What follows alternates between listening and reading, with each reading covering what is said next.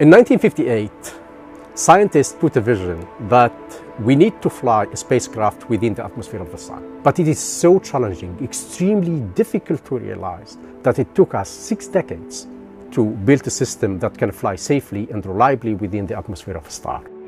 3, 2, 1, 0.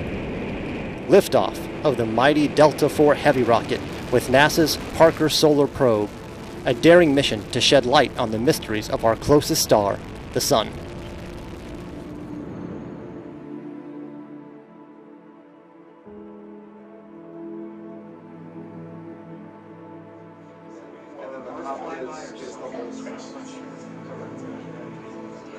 It looked like we had a hit there for a second.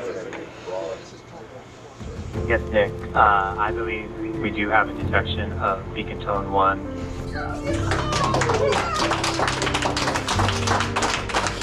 There it is. See it? There it is.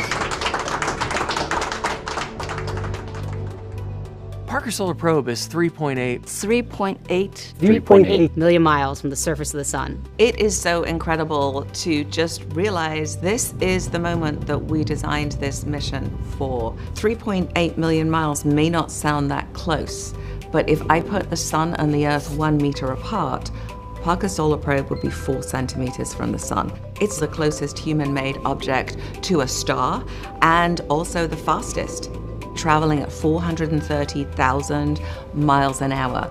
I mean, we're flying through the atmosphere of a star. That's not easy to do. It's something we've never done before. This is our first close encounter with a star, and it's really just amazing. This area that Parker is going into is just so crucial to our understanding of the sun and its impact on the Earth. That solar interaction, that space weather, those billions of tons of material that the sun can throw at us interacts with our power grids, can interact with our technology. So it's really important to understand them at their source and how they get all that energy. When we were thinking about designing a spacecraft to go to some place that had never been before, and it's actually going there to study the sun, and so you're kind of saying, what am I designing? What are the environments it's designing for? It has to go from the deepest, coldest space to a very warm area and keep everything working at a little bit above room temperature. It's designed to go to such an extreme environment. You look at it and it doesn't quite look like most other spacecraft. The whole thing is designed such that the heat shield is taking most of the brunt of the heat of the sun. The heat shield will be at about 1,800 degrees Fahrenheit, and it's protecting the spacecraft. So the spacecraft's actually basically at room temperature. This is such a great feat of engineering, and it really shows how capable we are in space.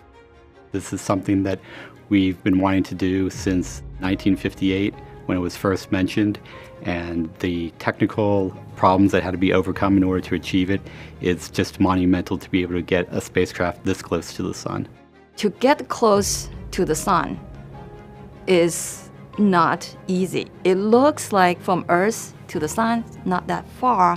The key issue is energy. In order for Parker to get close to the sun, we needed to lose a lot of Parker's speed possessed at Earth's orbit. Fortunately, I was able to create a trajectory with 7 Venus flyby.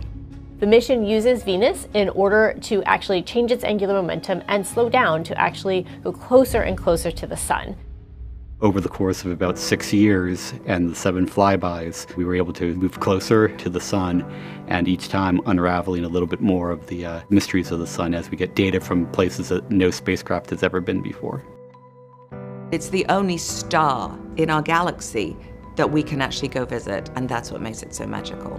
By flying within the atmosphere of the sun, we are basically tracing the fingerprints of the physical mechanisms of the sun. We now view the sun in a different way. When you look at images from Parker Solar Probe, oh my goodness, they are extremely, extremely complex. And that complexity, for us, it's a new science that we need to investigate, we need to understand. The things that we've learned over the years that Parker has been in orbit have been amazing. They've challenged our ideas about how the solar wind is made, about how the sun works, about some of these fundamental things that are going on. There's a lot of pride and excitement for this closest approach. So much effort and so many people have worked on this. I think it really took the teamwork and synergy of engineers and scientists and administrators and a lot of different people to think this mission up. It makes you think that you can basically overcome any hurdles. So dream big and go out there and make them happen.